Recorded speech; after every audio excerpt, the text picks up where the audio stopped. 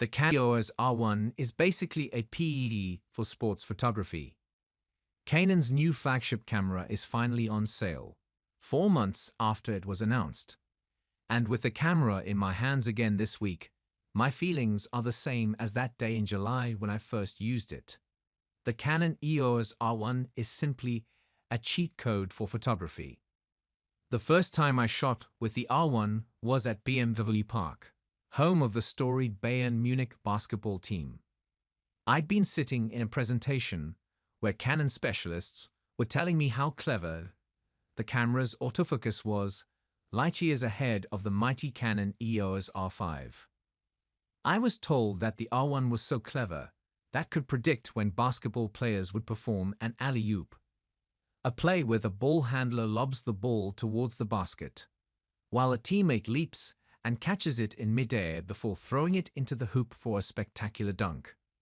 The R1, I was told, would track the ball handler, detect that an alley-oop was being set up, and automatically shift focus to the receiving dunker. This was nonsense.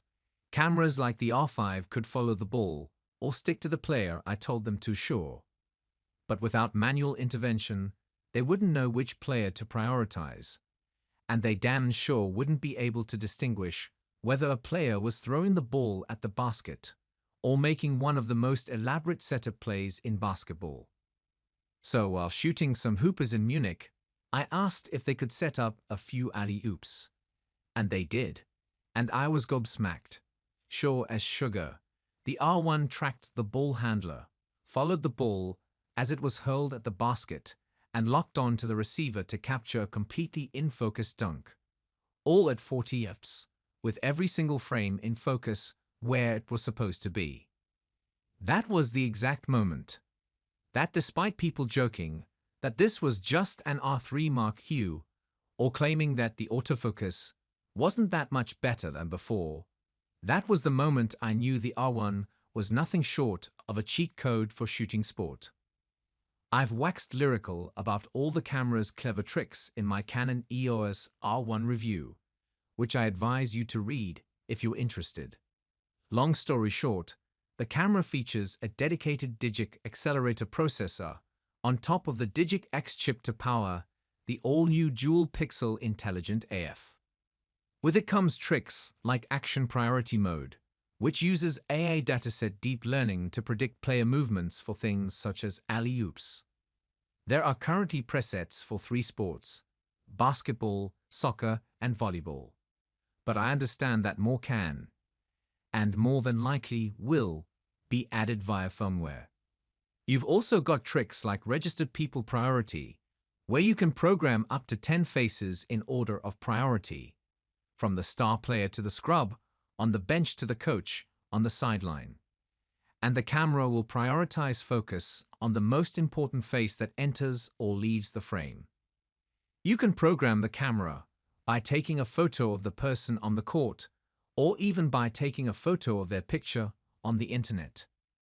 You can even program 10 faces for the autofocus system to recognize, and tell it the order of priority, so it will always defer to the most important person in a given frame. Image credit, James Arteas. There are so many other incredible tricks to this camera. From the pre-continuous shooting, which starts recording frames when you half-press the shutter, so you can literally capture shots before you press the button, to the neural network image processing that enables you to upscale your 24 MP shots to 96 MP files with no quality loss, which is great not just for blowing an image up big, but also cropping into your shot and then enlarging it back to or beyond its original size. I shot 3,525 images on a camera I'd never used before, and I got a 100% hit rate while photographing sport. Basketball, at that, which next to combat sports might be the trickiest of all for a camera to shoot, I wrote in my review. This camera simply didn't miss a beat when I tested it.